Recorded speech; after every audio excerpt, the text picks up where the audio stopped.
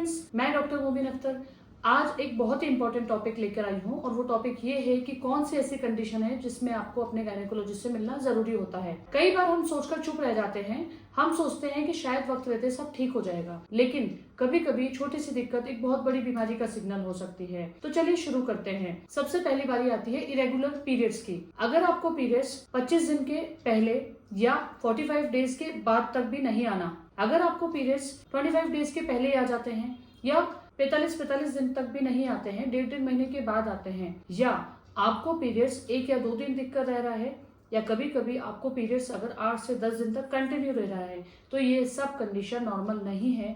हो सकता है आपको पीसीओडी, थायराइड, फाइब्रॉइड या और कुछ हार्मोनल प्रॉब्लम हो। तो ऐसी कंडीशन को नजरअंदाज नहीं करना है, अपने गायनेकोलॉजिस्ट से तुरंत कंसल्ट करना है। नेक्स्ट आता है बहुत तेज पेट में दर्द होना पीरियड्स के दौरान। कभी कभी पीरियड्स के दौरान डे 1 या डे 2 पर जो पेन होता है, थोड़ा बहुत पेन होता है जो टैबलेट लेते ही सही हो जाता है, तो ये नॉर्मल है। लेकिन अगर आपको पीरियड्स के दौरान पेन बहुत ज्यादा हो रहा है और इतना असहनीय पेन हो रहा है कि टैबलेट लेने से भी आराम नहीं आ रहा है, या आपका ऑफिस, स्कूल या घर का काम आपको छोड़ना पड़ रहा है उस दर्द के रहते, तो ये भी नॉर्मल नहीं है। हो सकता है आपको एंडोमेट्रायोसिस या कुछ और इश्यूज हो, तो कोई भी पेन किलर लेने से पहले अपने डॉक्टर से कंसल्ट जरूर करें। नेक्स्ट पॉइंट आता है प्रेगनेंसी कंसीव ना होना।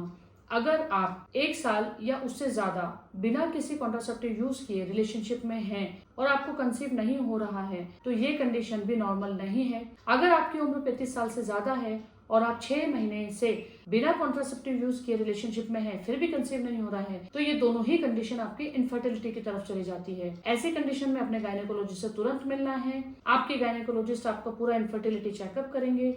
मेल पार्टनर और फीमेल पार्टनर दोनों को ट्रीट कर सकते हैं, दोनों के टेस्ट करवा सकते हैं। इनको इग्नोर नहीं करना है।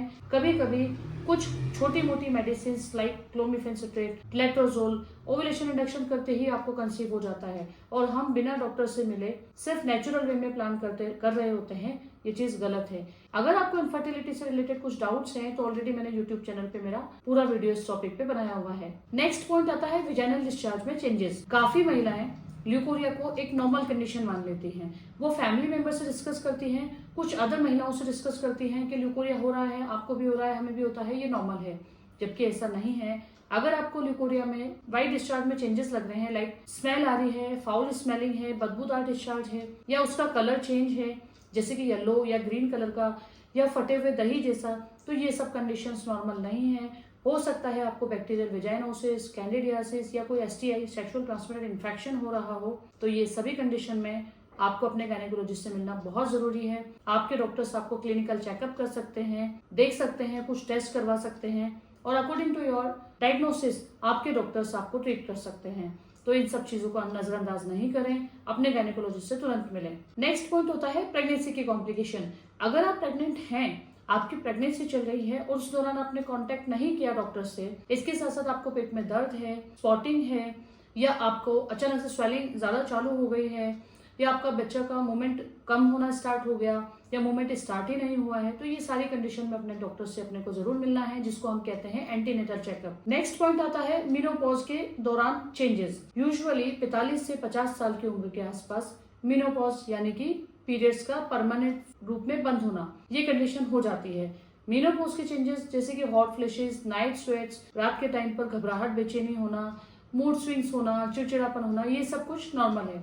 लेकिन अगर आपको मेनोपॉज के बाद ब्लीडिंग होनी स्टार्ट होती है, या पेट में असहनीय दर्द होता है, या किसी तरह का वेजाइनल डिस्चार्ज होता है, तो ये कंडीशन थोड़ी अबनॉर्मल हो जाती है। इस कंडीशन में अपने गायनेकोलॉजिस्ट से मिलना जरूरी है। नेक्स्ट पॉइंट आता है ब्रेस्ट में बदलाव।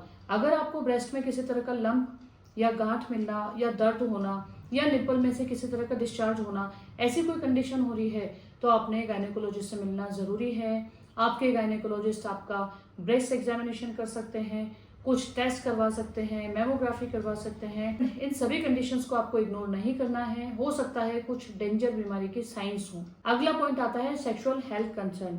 अगर आपको रिलेशनशिप के दौरान या बाद में ब्लीडिंग होती है, या बहुत ज्यादा पेन होता है, या ड्राइनेस लगती है, तो ऐसी कंडीशन में अपने गायनेकोलॉजिस्ट से आपको कंसल्ट करना जरूरी होता है। आपके डॉक्टर आपको सेफ सेक्स के बारे में, एसटीआई के बारे में कुछ एडवाइस कर सकते हैं, गाइड कर सकते हैं, वो सब आप तभी फॉलो कर पाएंगे जब आप अपने डॉक्टर से कंसल्ट करेंगे। अगला आता है routine gynaec examinations, routine gynaec procedure.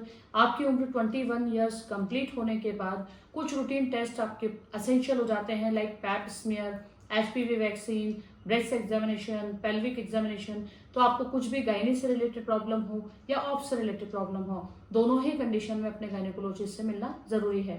तो फ्रेंड्स, अपने हेल्थ के सिम्टम्स को लाइटली लेना बंद करें। Early diagnosis is equals to better treatment. अगर आप या आपका कोई फैमिली मेंबर इन सभी बीमारियों में से किसी एक भी परेशानी से निकल रहा है तो तुरंत अपने गायनेकोलॉजिस्ट से कंसल्ट करना ना भूलें। याद रखिए, अपनी हेल्थ को प्रायोरिटी देना बहुत जरूरी है। अगर आपको ये वीडियो पसंद आई है तो लाइक जरूर करें, शेयर करें और हमारा चैनल सब्सक्राइब ना भूलें। अपना ख्याल रखें और अपनी हेल्थ को प्रायोरिटी दें। Good luck.